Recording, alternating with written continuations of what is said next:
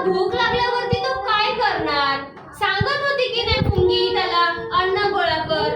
आता अन्न पण गोळा नाही केलं आणि तो आपल्याच कामामध्ये बिझी आहे. इकडे तिकडे काय चाललंय कोणालाच काहीच माहित नाही.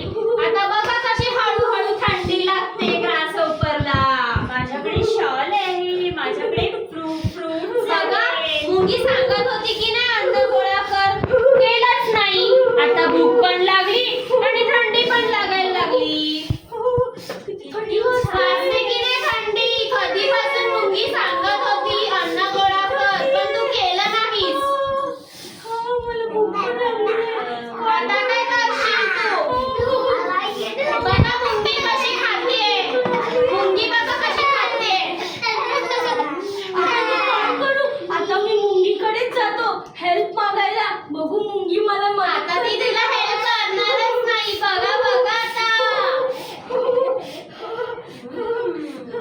मुंगी दार उघड लवकर, मला थंडी वाजते. काय झालं? मला थंडी वाजते. मी सांगितलं होतं तुला जास्त खेळत बसू नकोस म्हणून. आधी काम कर, कळलं आता? आता ह्या वेळेला फक्त मी मदत करेन. पुढच्या वेळेला तुला तुझं काम स्वतः करावं लागेल. मी मदत करणार नाही. मी करीन माझं काम. घे आता. मला थंडी वाजते.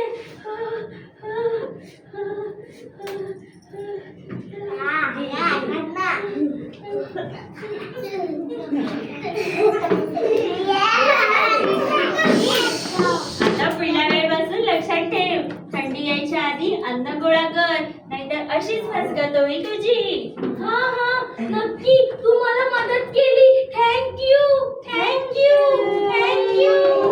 आता ते फ्रेंड झाले. आता ते दोघांचे एकमेकांचे चांगले मित्र झाले. कोण? मुंगी आणि ग्रासहॉपर, नाकतोडा एकमेकांचे फ्रेंड्स झाले.